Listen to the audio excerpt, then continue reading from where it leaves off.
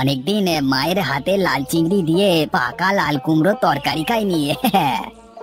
তুই বাজার থেকে এনে দিলেই তো রান্না করে দিতে পারি। আরে বাবা, যা চাপ যাচ্ছে কাজের, বাজারে যাওয়ার সময় তো পাচ্ছি না। আমি গিয়ে বাজার থেকে লাল চিংড়ি নিয়ে আসবো বাবা। বোকা মেয়ে, তুই পারবি না কি বাজার থেকে লাল চিংড়ি নিয়ে আসতে? তুই আগে কখনো গেছিস নাকি বাজারে?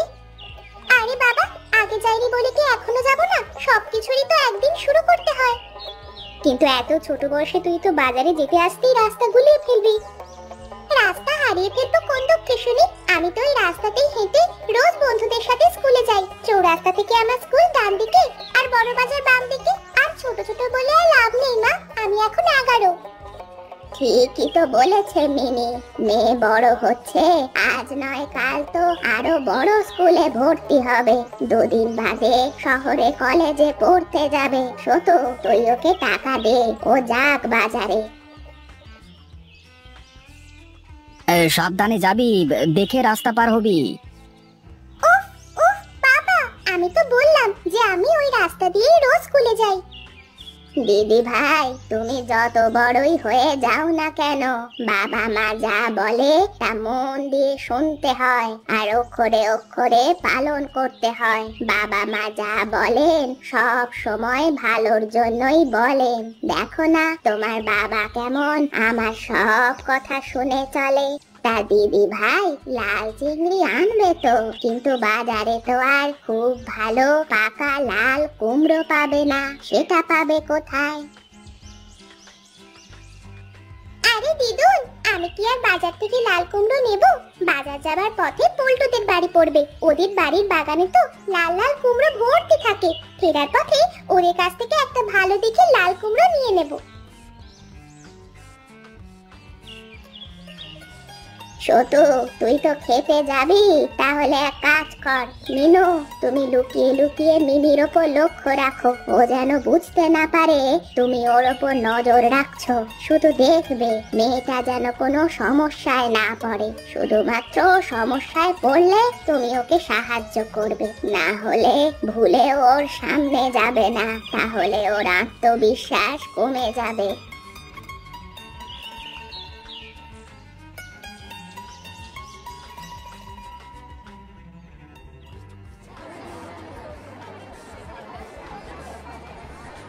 গুগুল কাকু, ও গুগুল কাকু, লাল চিংড়ি আছে গো, লাল চিংড়ি। আরে মিমি সোনা, তুমি বাজারে? তাও আবার একা একা? বাবা কোথায়? মায়ের সাথে এসেছো বুঝি? আরে বাবা, একাই এসেছি। আর কতদিন বাবা মা সঙ্গে করে নিয়ে ঘুরবে? বড় হচ্ছে তো নাকি? নিশ্চয়ই নিশ্চয়ই।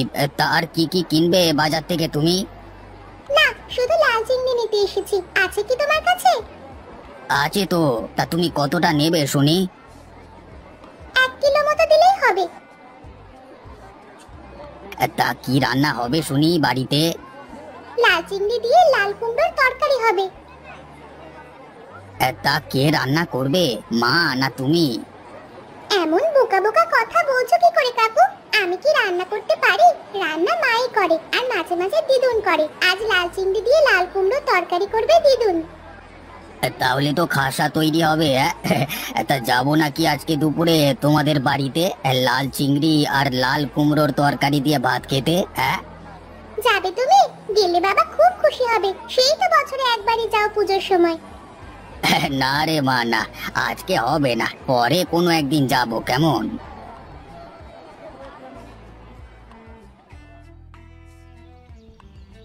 পল্টু, পল্টু।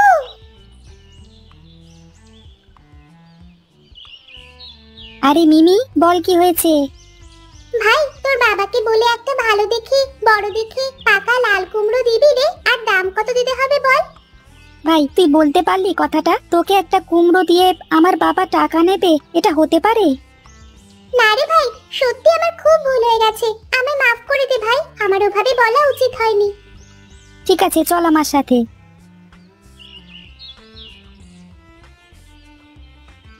শোন, আমাদের ক্ষেতের সব কুমড়োই লাল, সে পাকা কুমড়োই হোক আর কাঁচা কুমড়োই হোক, বল কোনটা নিবি?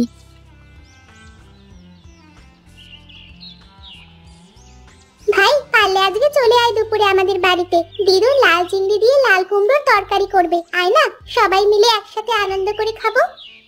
বলিস কি রে, তোর দিদুন রান্না করছে? এ তো হেব্বি খবর ভাই। দেখি মাকে বলে কি বলে।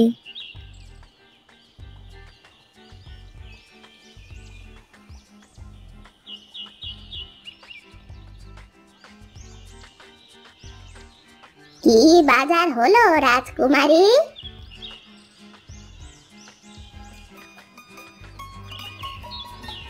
মা কোথায় গেছিল? ওই পদার দোকান থেকে হলুদ আনতে।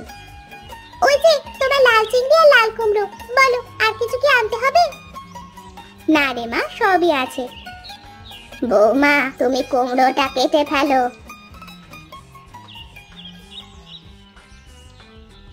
মিনু, তাহলে শেষ পর্যন্ত মেয়ে তোমার বড় হয়েই গেল।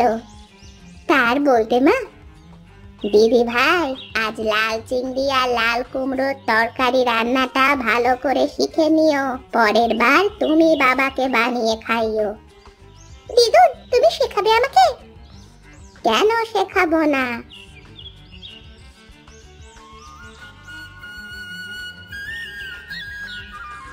আরে সতু যে, তা বাড়ি ফিরছো বুঝি? হ্যাঁ ভাই, তা তোমার আজ বিক্রি বাটা কেমন হলো ভাই? তা খারাপ কিছু না, ভালো মন্দ মিশিয়ে বেশ ভালোই বাজার ছিল আজকে। আজ নিয়ে এসেছিল দোকানে তো। জানি তো, সকাল থেকে বাজারে যাওয়ার গো ধরেছিল। শত বলি একা একা যাস না বাজারে, তা কে শোনে বাপের কথা। সে গেল জেদ ধরে বাজারে একা একা। আরে আমার দোকান থেকেই তো মাছ নিয়ে গেল। দূর থেকে বৌদি অবশ্য নজরে রেখেছিল। হ্যাঁ হ্যাঁ, মাই বলল একা যেতে চাইছে যাক, কিন্তু তোমাদের মধ্যে কেউ একজন নজরে নজরে রাখো। তা আমার তো ক্ষেতের কাজ ছিল, তাই তোমার বৌদি পেছু নিল আর কি। বেশ বেশ, এবার শুধু মাছই নিল না, আমাকে আবার নিমন্ত্রণও করে গেল দুপুরে খাওয়ার জন্য। তা তো ঠিকই করেছে। দেখো ভাই, আমি নয়, তোমার ভাইজি তোমায় নিমন্ত্রণ করেছে। ভাই, তোমায় আসতেই হবে আজকে। এ তো আচ্ছা বিপদে ফেললে বাপ বেটি মিলে। তোমার বৌদি আর ভাইপো বিয়ের নিমন্ত্রণ খেতে নবগ্রামে গেছে, কালকে ফিরবে। আমি গেলে বাড়ি পুরো ফাঁকা থাকবে যে। তাহলে তো আরো ভালো, বাড়ি আবার ফাঁকা থাকবে কি? দুপুরে গরিবের বাড়ি দুমুঠো খেতে যাবে, তাতে আবার বাড়ি ফাঁকা থাকবার কি আছে? কেন, তুমি বাড়ি ফাঁকা রেখে দোকান বসাচ্ছ না বাজারে? আচ্ছা বাবা, আচ্ছা ভুল হয়েছে আমার। তুমি বাড়ি যাও, আমি পুকুরে চট করে স্নানটা সেরে আসছি, কেমন? ঠিক তো না? যদি আসো তাহলে বন্ধুত্ব শেষ এবারের মতো। চলো চলি। হ্যাঁ,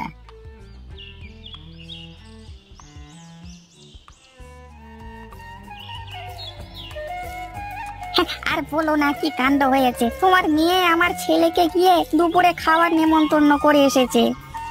আরে এ তো খুবই ভালো কথা।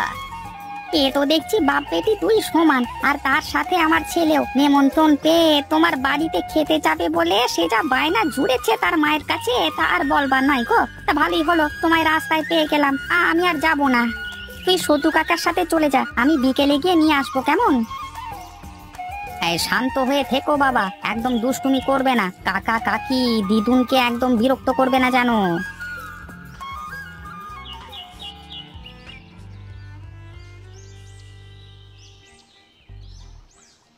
একটু বেশি করেই চাল চাপিও মিনু। মা, তোমার নাতনি বাজার করবার সাথে সাথে নেমন্তন্ন সেরে এসেছে। পল্টুকে নিয়ে এলাম, একটু পরেই গোকুল এসে পড়লো বলে। বেশ করেছে, নিমন্ত্রণ করেছে। আরো কয়েকজনকেও করা উচিত ছিল।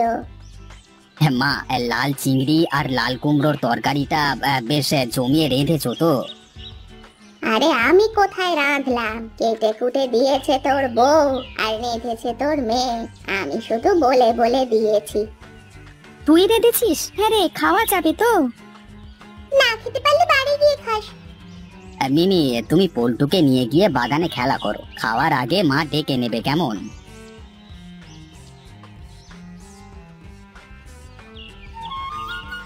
কি কেমন রেঁধেছে লাল চিংড়ি দিয়ে লাল কুমড়োর তরকারি? রেঁধেছে কিন্তু আমার নাতনি।